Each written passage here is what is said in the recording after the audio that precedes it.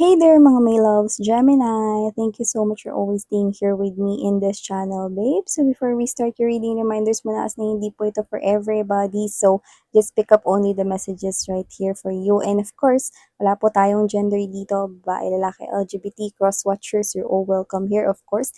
And yun nga ng mga babes, no, ito ay timeless din, okay?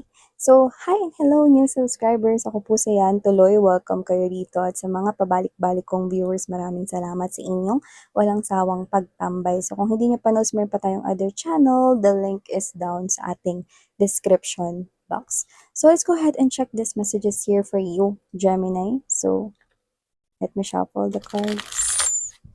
Spirits and angel guides, Archangel Michael, thank you so much for being present here in this reading. This is for my lovely Gemini people. Can you please show me anong mga mensahe ang dapat malaman ni Gemini? Can you please show me?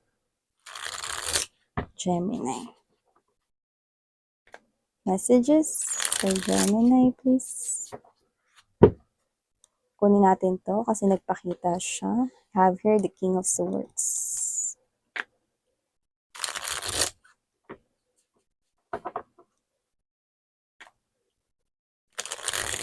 Alam, may gagawin kang desisyon dyan, Gemini, no? Pero yun nga, no, parang kailangan mo pairalin dito yung mind mo, no? Pero parang may nakukuha kang energy dito na parang medyo tinatamad ka, no? Or parang may time dito na parang sa lahat ng oras, no? Parang ito yung time na parang kailangan mong kumilos pero tinatamad ka. Alam ko yan. Alam ko yung ganyang klase ng energy. Okay? So, may ganun tayong nakuha dyan. Okay, natignan muna natin lahat. So, we have here as well the Six of Swords, the Lovers, the Hanged Man, Eight of Wands, Nine of Coins, Strength card, Ace of Coins, Knight of Wands, Five of Cups, Eight of Coins energy, and the Magician. Okay.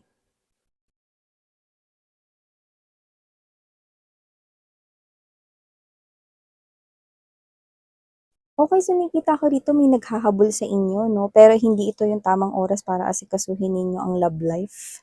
Yan yung nakikita ko rito. Lalo na kung ex nyo yung maghahabol sa inyo or someone here na posibleng binitiwan kayo, yung iba mga babes, no? Pwedeng ginos or inabando na ang inyong koneksyon. No? So may maghahabol dito na ex mo, Gemini, no? Pero mas gusto mo pang mag-focus na lang sa trabaho mo, sa school mo, or sa ginagawa mo, sa hobbies mo, sa interest mo. Then I'm seeing you right here na kahit nagpo-focus ka doon, hindi pa rin mawala-wala sa isipan mo rito. No? Kasi yung iba sa inyo, posibleng may part of you na parang sometimes namimiss mo yung ex mo na yan, no? Pero yun nga, no, kailangan mo rito na parang magpaka-firm sa decision mo kasi alam mo na parang hindi siya yung taong makabubuti for you. At bakit ganon yung iniisip mo? Kasi minsan ka na niyang iniwan, minsan ka na niyang binitiwan, at minsan ka na niyang tinalikuran. Yes, I know. Your feelings are all valid. So if you feel that way, then I think you've learned a lot from this situation. But then again, I'm seeing an ex coming towards your way.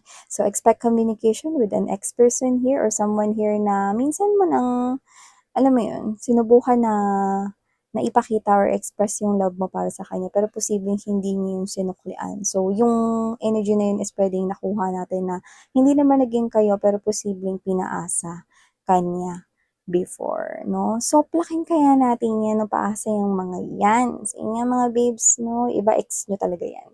So, nakikita ko dito, no, na meron ditong energy na parang medyo nakikita ko na medyo mabagal yung andar mo dito with the Six of Swords energy because you're trying to send, a message or to compose, gumawa ng isang message right here, no, at hindi ito madali. No? Ito yung klase ng message na importante, mahalaga. So nakikita ko dito na ito ay something here na hindi ka komportableng gawin, pero dapat mong gawin. So, maaring ito ay pakikipag-usap here with someone, no? Hindi ito yung ex mo ha, iba ito. So, either this is you, Okay? Posibleng nag-a-apply ka ng trabaho at siyempre 'no, meron diyang mga cover letter, meron diyan na parang yung resume mo, yung curriculum vitae, mga ganyan. Whatever the case may be, sa iba puwedeng yun 'no. You are nagiging maingat, you are being cautious 'no.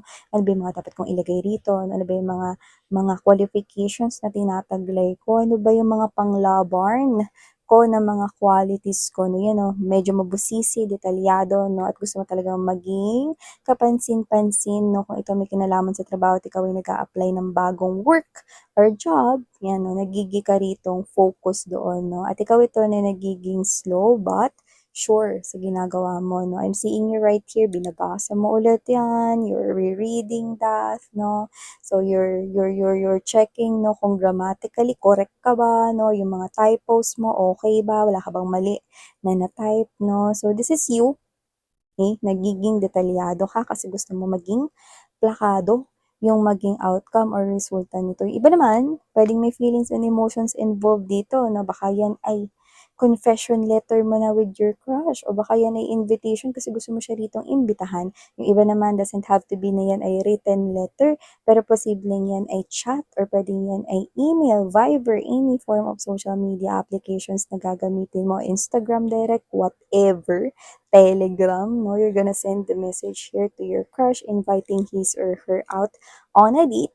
And this is you, you are so nervous about it, but you're taking it slow. Iniisip mo dito yung ano yung mga isusulat mo dyan, ilalagay mo dyan. Ano yung mga convincing words para maanyaya or mapaunlakan niya ang iyong date. So maybe that's a confession right here. Others of you, if you are already in a relationship right here, maybe you want something na sabihin sa yung partner pero kinakabahan ka. Yung iba, posibleng marriage proposal na yan. Baka gusto mo mag-propose with your someone, no? Or someone special right here, no? Pero kahit na matagal na kayo rito, no, kinakabahan ka pa rin kasi ibang level na to, hindi na to boyfriend, girlfriend, no? Inaaya mo na siya rito, di ba? Na magpakasal. So, ibig sabihin, pwedeng yan ay dahan-dahan mo rito na ginagawa. At kung hindi ikaw yan, posibleng yung person mo yan. Hindi naman sa dinadaga siya rito pero kinakabahan siya, nini-nervyos. Kahit na alam niya na love mo siya, iba pa rin talaga 'pag binitiwan niya na sa'yo yung tanong na yun 'no. So, will you gonna say yes or will you gonna say, not yet? So, yun dun siya kinakabahan 'no. So, whatever the case may be, this is an important, significant message na gagawin mo or may gagawa niyan sa'yo at ipadadala yan sa'yo. Importanteng mensahe, mga babes. So, maliban dyan, nakita ko rito, no, na meron ditong nakakalokang choice. Okay? So, hindi ko alam if you are already connecting here with someone special, pwede nagsisimula pa lang kayo, or pwedeng hindi pa kayo officialing kayo, pero may pagpipilian dito, love or work. Anong pipiliin mo? So, hindi ko alam kung meron ba ditong office romance, baka naging boyfriend or girlfriend mo yung katrabaho mo rito, maybe workplace romance ito 'no, at hindi puwede yung love sa office lalo na kung parehas kayo ng isang kumpanyang pinagtatrabahuhan. So, maybe someone here has to go 'no, anong pipiliin, yung love ba or yung work? Yan, may iba naman mga babes na puwede naman ito ay may kinalaman 'no sa pag-alis or opportunity 'no, sa ibang lugar or ibang bansa, long distance LDR connection here. So, puwedeng anong pipiliin 'no, temporaring pansamantalang paglayo dahil kailangan mag-work 'no, or mag-stay at bitiwan ang opportunity at hayaan itong mag-slip away sa iyong hands, 'yan. Medyo mahirap yung gano'ng desisyon lalo na kung nag-uumpisa pa lang kayo ng partner mo, nandun pa lang kayo sa gano'ng klase ng energy. Pero alam mo, hindi naman komos LDR 'no, is hindi na magtatagumpay 'no. Nandodo'n pa rin 'yun sa dalawang tao 'no, na gustong mag-work out ang relationship 'no. Teamwork ang kailangan 'no, it's just between you and that special person, Gemini, 'di ba? Lahat magwo-work kapag may pagtutulungan, may teamwork dito 'no. LDR, 'di ba, isipin mo nandiyan lang siya, busy lang siya, hindi na kayo makapagkita pero ang dami-daming social media platforms, puwede niyong tawagan yung isa't isa. Makita yung isa't isa 'no, high-tech, hindi kagaya nung 90s pababa, 'di ba? Na ano lang, 'di ba, beep card. Beep card, LRT, yung beeper pala, beeper, no? Tapos text lang, no? Yan, tawag lang, hindi mo nakikita yung mukha niya, 'di ba?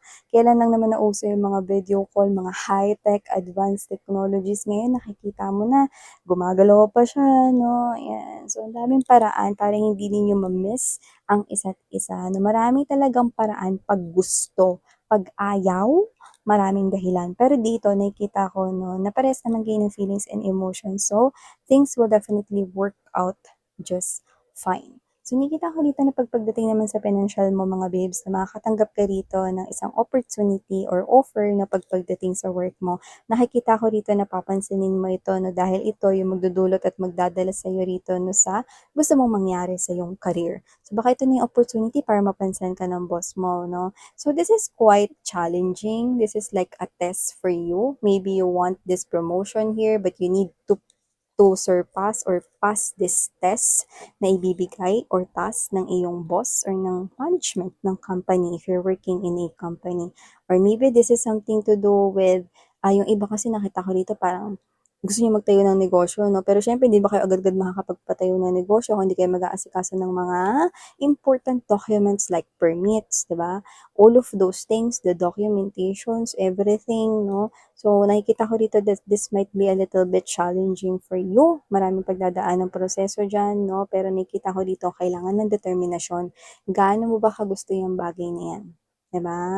So, for you to be able to get that, okay, you need to pursue and exert effort and passion. Always think about your dream. Diba? Gusto mong ipatayo yung negosyo na yan. So, wag ka mag-stop right at the middle of processing the permits and all of those things. Ang dami yan, nasa City Hall, kailangan mo asikasuhin, lakad dito, lakad doon, no? So, nakita ko dito that this is something here nakakapagod, but this is something here na hindi ko nakikita na hihinto ka, lalo na kung gusto mo talaga yung itayo na negosyo na yan. No, yung iba, doesn't have to be na negosyo to, no? Meron din ditong ibang mga parang gusto magpatayo ng mga bahay, no? Yung dami-dami ay kasi kasuhin, architect, the engineer, no? Ang daming kailangan ditong gawin, no? But I'm saying you're right here, iniisip mo yung outcome, no? Sa mind mo na tapos na yung bahay na yon, no? At ano ba yung magiging mukha, no? Or expression ng family mo after seeing the finished house, no? House ninyo, no? Permanenteng tahanan ninyo. So, this is something here na yun yung nilulook forward mo. So, this is something here na nag-motivate sa'yo, nag-i-inspire sa'yo, no? Na ituloy-tuloy mo yan kahit nakakasyogod, diba? Minsan kasi nakakasyogod eh. Nakakapagod, diba? Pero whatever the case may be, always think about the outcome. I want that house, ayun yung house na makukuha ko, ayun yung house na dinidesign ko sa mind ko, and that house is now being built, no? Pero syempre, hindi naman ganun kadali yun because there's a lot of documents and permits na kailangan gawin, no? Syempre, ikaw naman ang pinaka-main na parang kakausapin or contact ng mga tao rito, no, na kagaya nga ng mga engineer, no, foreman, mga ganyan, and architect, whatever, no, even the permits, no, to build your house, no, barangay Kemerlo, no, ang dami. So, whatever the case may be, I think this is something here na parang you're gonna do on your own. I don't know why is that, no, maybe sa family ninyo, no, either you are belong sa isang small family or ikaw to na parang, hindi naman sa ikaw lang yung may gusto niya, pero ikaw to na parang mas ikaw yung maasikaso pagdating sa mga ganyan, no? Responsable ka pagka ganyan. Yan. Ikaw yung ano kasi, ikaw yung hindi tenga, no? Parang pag meron kang gustong gawin, gagawin mo na agad, no? Kasi alam mo rin na kapag tinamad ka, wala na. Tatamarin ka na. Ganun yun. So, whatever the case may be, yun yung nakikita ko. So, I'm also picking up right here na you will definitely sacrifice here something, but you will gain more. So, hindi ko alam kung ano specifically yung isa-sacrifice mo at isusurrender mo dito, no? Pero, you're just trusting the universe, you are going with the flow, and I'm seeing na kung ano man yung i-give up mo, kailangan mo na yan i-let go, kasi to make room for new things, no? Na dumating. So, maaring meron ka ditong specific to eh, no? Meron ka ditong i-let go. Pero pag na-let go mo yan, alam mo na malaki yung kakamigin mo, kakabigin, 'di ba? Yung tinatawag na mare-receive mo rito 'no. So, parang importante sa'yo itong bagay na 'to, pero pipiliin mo 'yan na pakawalan or i-let go 'no. Parang, "Sige, bigay ko na 'to sa iba." Kasi naglo-look forward ka dun sa mas malaking parating sa'yo, 'di ba? So, yun yung nakikita ko rito. So, whatever the case may be, I'm seeing that this is something here na, magiging worthy 'no, worth it ito 'no, na i-give up mo. Kasi I think yung igi-give up mo, let's say yan ay, um 2 times fold, 'di ba? Pero yung babalik sa'yo doble-doble, quadruple. Yan, blessings coming your way. So, yung pagiging hindi komportable by giving that up 'no, is mapapalitan rito 'no ng something more and something na worth keeping. And I'm also picking up right here 'no, na if you are in a connection here with someone, but I do see that it is a friend. This person here is having this type of confusion, naguguluhan siya rito, mm. At malaki yung kinalaman mo kung ba't siya naguguluhan dito. Eto, hindi 'to para sa lahat but I will tell pa rin. Your friend, if this is someone here close or lagi mong kasama rito 'no, at meron siyang may boyfriend, girlfriend siya 'no, or whatever, meron siyang 'no, in a relationship siya, pero naguguluhan siya lately. Bakit? Kasi nagsisimula ka niyang makita as more than friends, pero meron siyang ka-in relationship. Complicated, isn't it? That's why yung part na yun is hindi mag-resonate to all of you. Pero meron ditong viewer na yun ang kanyang case. So there could be few of you guys experiencing that, no? So there's a friend right here naguguluhan pero hindi naman siya ready to tell that to you pero baka mapansin mo sa mga kinikilos at galawan niya. Mhm, 'yan. So, para aware ka lang din, 'di ba? So, yeah, ito yung mga mensaheng nakuha ko here for you, Gemini. Thank you and sarang heyo, love and light. Annyeong.